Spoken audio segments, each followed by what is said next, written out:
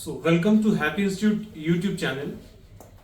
जैसा कि आप लोग जानते ही हैं, सीपीओ का रिजल्ट इन्होंने बहुत जल्दी दे दिया एसएससी ने, और ऐसा उम्मीद कर रहे हैं कि शायद स्टेनोग्राफर्स का रिजल्ट भी अगर इसी स्पीड से एसएससी ने काम किया तो अगले 10-15 दिन में रिजल्ट आ जाएगा, और हो सकता है कि महीने डेढ़ महीने में ये स्किल टेस्ट भी ले लें।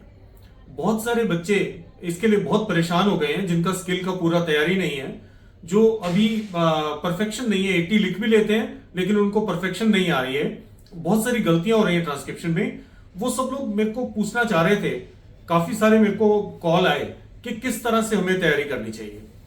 देखिए, इसमें वैसे तो आप किसी न किसी इंस्टीट्यूट में जरूर तैयारी कर रहे होंगे, आपके टीचर आपको जरूर गाइड करेंगे। कुछ बच्चे जो यूट्यूब पे तैयारी कर रहे हैं या बहुत दूर दराज इलाके में रहते हैं और बहुत ज्यादा उनके पास किसी इंस्टीट्यूट को ज्वाइन करने की अपॉर्चुनिटी नहीं है, या आप जिस इंस्टीट्यूट में कर रहे हैं, मैंने देखा है कुछ इंस्टीट्यूट्स में तो ऐसा करते हैं कि एक डिक्टेशन दे दिया और उसको कहते हैं आप टाइप करो, और टाइप करके बस इतनी गलतियां आपकी आ गई और बात खत्म हो गई। ऐसे हम स्किल टेस्ट में अपने इंप्रूवमेंट नहीं कर सकते हैं।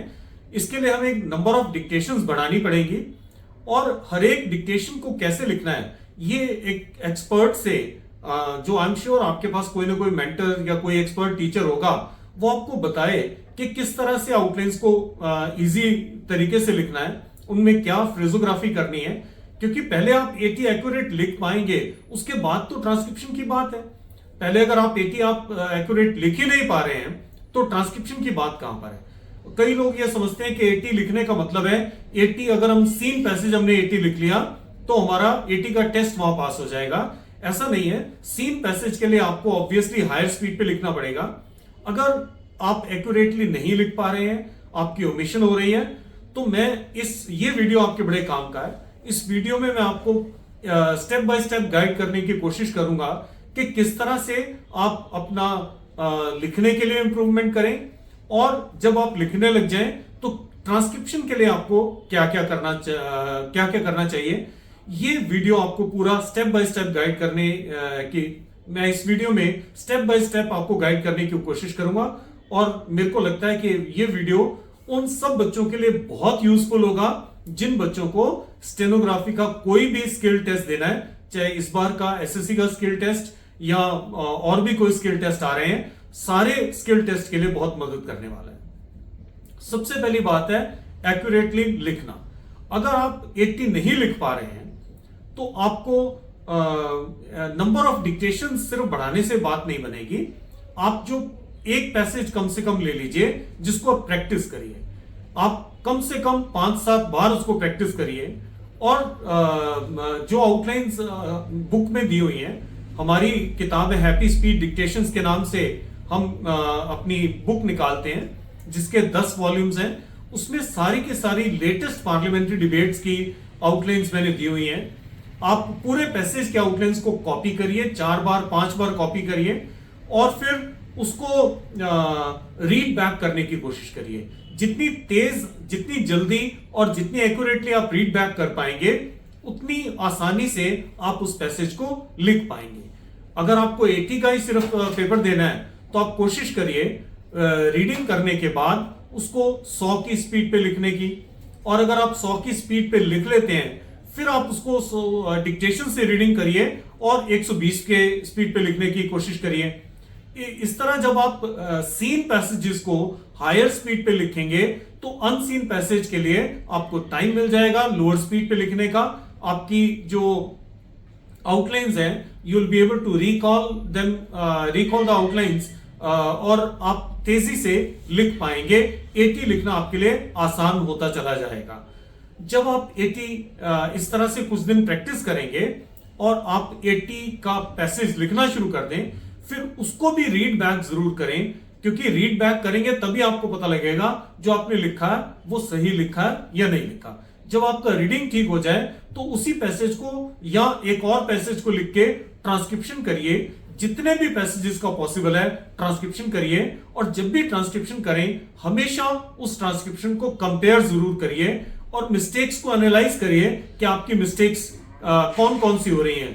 क्या आपका ओमिशन हुआ है, क्या आपका मिसरीडिंग है, क्या आपका जो कैपिटल लेटर्स का मिस्टेक्स है, क्या आपका कोई स्पेलिंग मिस्टेक है, किस तरह की मिस्टेक्स हैं।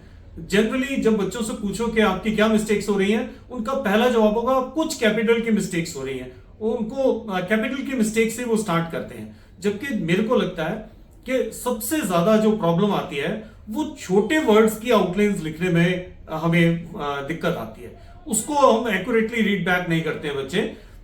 ए एन दा उसको ऊपर नीचे लिख देते हैं, सर्कल एस को ऐसे सर्कल, ऐसे सर्कल को सर्कल एस, डबलिंग ठीक नहीं लिखते हैं, हाविंग ठीक नहीं लिखते हैं, फिर इसीलिए उनका जो ट्रांसक्रिप्शन है वो ठीक नहीं हो पाता है। खैर, अगर आपने 80 ठीक लिख लिया, उसको रीड बैक कर लिया और अनसीन पैसेज आप ट्रांसक्रिप्शन करने लग गए, आपने एनालाइज कर लिया, तो ये आपका अब टेस्ट पास करने की तरफ एक पहला कदम हो गया। ट्रांसक्रिप्शन को कैसे एक्यूरेट करना है? जब आप ट्रांसक्रिप्शन करने लगे तो जो गलतियां होती हैं, कैपिटल्स की गलतियां, तो कैपिटल कौन कौन से लेटर कैपिटल होने हैं, इसके लिए मैंने एक वीडियो पहले भी डाला हुआ है जो लीगल डिक्टेशंस के लिए ज्यादा था, और एक वीडियो में और बना के इसके लिए डालने वाला हूं कि कौन कौन से लेटर्स को कैपिटल लिखना है जब हम पार्लियामेंट्री डिबेट्स को लिख रहे हैं, और कहां कहां पर हमें कैपिटल नहीं लिखना है, वो भी बहुत इंपॉर्टेंट रहता है। क्योंकि कुछ बच्चे अननेसेसरी उसको कैपिटल कर देते हैं और बाद में ये मिस्टेक्स हो जाती हैं। कैपिटल के अलावा आपकी स्पेलिंग की गलतियां होती हैं। एक स्टेनोग्राफर के लिए जो वोकैब है, ये तो एक तरह का खजाना है। आपको जितने ज्यादा वर्ड्स पॉसिबल हैं उनके स्पेलिंग आने चाहिए, स्पेशली जो कॉमनली यूज्ड वर्ड्स हैं या जिनके स्पेलिंग कंफ्यूज करते हैं, या जो होमोनियम्स हैं, आपको उनको जरूर अच्छी तरह से याद कर लेना चाहिए कि कौन से स्पेलिंग आने हैं, कौन सा वर्ड कहां पर आने हैं। फॉर एग्जांपल प्रिंसिपल, कहां पर PLE प्रिंसिपल आना है, कहां पर PAL वाला प्रिंसिपल आना है, या स्पेलिंग में कहां पर अनटिल में या अपटिल में डबल L कहां पर आना है, स्किलफुल में, या इस तरह की जो कंफ्यूजिंग स्पेलिंग है, आप इन सब वर्ड्स को, इन सब के वर्ड्स के स्पेलिंग को जरूर मास्टर कर लीजिए, फिर आपका ट्रांसक्रिप्शन में स्पेलिंग की गलतियां कम होनी शुरू हो जाएंगी। अगर आपकी मिस रीडिंग्स हो रही हैं, उसको ठीक करने के लिए जो बेसिकली मैंने आपको पहले बताया कि आप सीन पैसेजेस जो लिख के हायर स्पीड पे लिखिए, फिर लोअर स्पीड पे आपका जो अनसीन पैसेज है वो उसका मिसरीडिंग ठीक होना शुरू हो जाएगा। लेकिन अगर आपकी मिसरीडिंग इस वजह से हो रही है कि आप सर्कल की जो शेप है उसको ठीक नहीं बनाते हैं, स्टी लूप की जगह स्टर लूप बन जाता है, स्टर की जगह स्टीप बना लेते हैं, और आपका थ्योरी जहां से आपने किया है वो वीक रह गया, आपके टीचर ने पूरी अच्छी तरह चेक नहीं किया आउटलाइंस को, और उस समय आपको पूरी तरह गाइड नहीं किया, तो आपको इस बात पे जरूर ध्यान देना चाहिए। कई टीचर ऐसा बोल देते हैं कि आपको अपनी आउटलाइन समझ में आनी चाहिए, जबकि मेरे को ऐसा लगता है जब आपको टेस्ट पास करना है तो जो बुकिश आउटलाइन है वो ज्यादा इंपॉर्टेंट रहती है।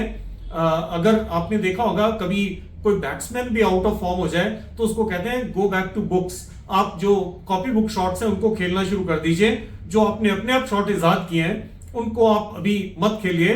जब आप दोबारा फॉर्म में आ जाएंगे, जब आप लय में आ जाएंगे, फिर आप अपनी जो आपने अपनी शॉट्स बनाई हैं उनको भी इस्तेमाल कर सकते हैं। बिल्कुल यही स्टेनोग्राफर्स के लिए है।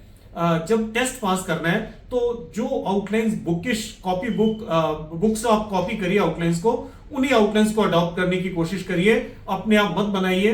कुछ टीचर्स इस तरह से गाइड करते हैं या पता नहीं मिसगाइड करते हैं, मेरे को तो हमेशा ऐसा लगता है। मैंने बहुत सारे सीनियर टीचर से भी बात की है, सबका यही व्यू है कि जी आपका अगर पास्ट टेंस आ जाए आप उसको काट दीजिए। हम वॉवल इसीलिए छोड़ते हैं कि बार बार पेंसिल ना उठानी पड़े, पेंसिल रखनी ना पड़े, और अगर आपने उसको उठा के डैश लगाना, कहीं पर वॉवल लगाना ये शुरू कर दिया तो आपकी एक्यूरेसी कभी आ ही नहीं सकती है, ये आपको हमेशा दिक्कत करेगी।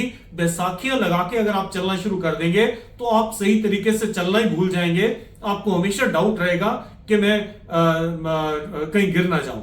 ये जब आप गलत आउटलाइंस, गलत प्रैक्टिसेस आउटलाइंस में लिखते टाइम स्टार्ट कर देते हैं कि डैश लगा दीजिए, इसके लिए ये कुछ बना दीजिए, ये शॉर्ट फॉर्म लिख लो और उसके बाद में उसको ऐसे एक्सपैंड करना है, उसको कोई निशान बना दीजिए। ये सब बातें आपकी लिए बड़ी घातक हैं, आपकी ट्रांसक्रिप्शन के लिए बड़ी घातक हैं। ये आपकी ट्रांसक्रिप्शन को कभी भी एक्यूरेट नहीं होने देंगी। मेरे को पर्सनली ऐसा लगता है और मैं अपनी क्लासेस में हमेशा यही एडवाइस करता हूं बच्चों को कि जो थ्योरेटिकली करेक्ट आउटलाइंस हैं उन्हीं आउटलाइंस को अडॉप्ट किया जाए।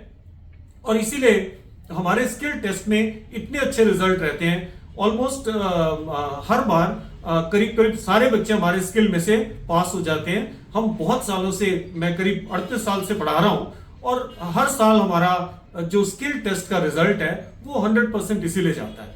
हम यहाँ परफेक्शन क्लासेस भी रन कर रहे हैं इसके लिए। वहां पर हम वहीं पर बैठ के ट्रांसक्रिप्शन करवाते हैं रोज की, कभी 8 डिक्टेशन, कभी 10 डिक्टेशन, कभी 15 डिक्टेशन, और उनकी रीडिंग और उनके सबके आउटलाइंस बताना, उनके ट्रांसक्रिप्शन के बारे में डिस्कशन करना, ये सारा परफेक्शन क्लासेस में हम करवाते हैं। अगर आपको दिक्कत आ रही है, अभी भी आपकी एक्यूरेसी नहीं है, तो आप चांस मत लीजिए। महीना 1.5 महीने का टाइम रह गया। इवन आप दिल्ली से बाहर रहते हैं तो आप आ जाइए, हमारे पास क्लासेस ज्वाइन करिए। आई प्रॉमिस कि आपको इन क्लासेस का बहुत फायदा होगा और ये आपको स्किल टेस्ट पास करने में बहुत मदद करेंगी। तीसरी बात जो हम आखिरी बात जो मैं कहना चाह रहा हूं कि जो अगर आपके ओमिशन होते हैं, ओमिशन होने का कारण भी सबसे बड़ा यही होता है कि we are not able to recall the outlines unhesitatingly, और जहां पर हम सोचने लगते हैं वहां पर ओमिशन हो जाता है। सबसे पहला तो यही है कि हम जो हायर स्पीड पे सीन पैसेजेस को लिखें, उससे हमारा ओमिशन कम होगा। और लिखते टाइम अगर आपको बाय द वे किसी वर्ड का आउटलाइन नहीं समझ में आ रहा है, आप उसको छोड़ के आगे बढ़ जाइए, क्योंकि अगर आप एक आउटलाइन के बारे में सोचने लग जाएंगे तो कई बार पूरा का पूरा फ्रेज या पूरा का पूरा लाइन ओमिशन हो जाता है, और फिर ये बड़ी मुश्किल होती है। जब इतना सारा ओमिशन हो जाता है तो ये फिर बाद में बड़ी मुश्किल होती है, उसको हम रिकॉल नहीं कर पाते हैं। कई बार हम सोचते हैं कि हम रिकॉल कर लेंगे।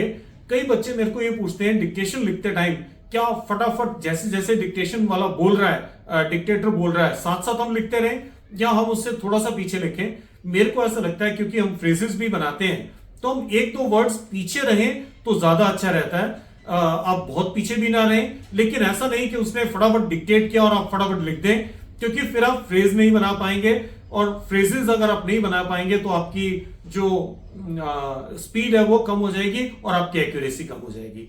सो जो इसमें मैंने आपको बातें बताई हैं, अगर आप इनको फॉलो करेंगे जरूर आपकी ट्रांसक्रिप्शन को इंप्रूव करने में, आपका स्किल टेस्ट पास करने में ये सब बातें मदद करने वाली हैं। अगर आपको इसके अलावा कोई परेशानी आ रही है, आपका ट्रांसक्रिप्शन ठीक नहीं हो पा रहा है और आप दिल्ली में नहीं आ पा रहे हैं, आप हमारा सॉफ्टवेयर है उसको इस्तेमाल करके आप ट्रांसक्रिप्शन करिए और ट्रांसक्रिप्शन के मेरे पास भेज सकते हैं आप। मेरा व्हाट्सएप नंबर हमारे नीचे स्क्रीन पे भी फ्लैश हो रहा है, आप मेरे से बात कर लीजिए या नीचे कमेंट में लिख के बताइए कि आपकी प्रॉब्लम क्या है। As far as it is possible हम जितने भी लोगों की प्रॉब्लम है उसको सॉल्व करवाने की कोशिश करेंगे। So thank you very much, all the best.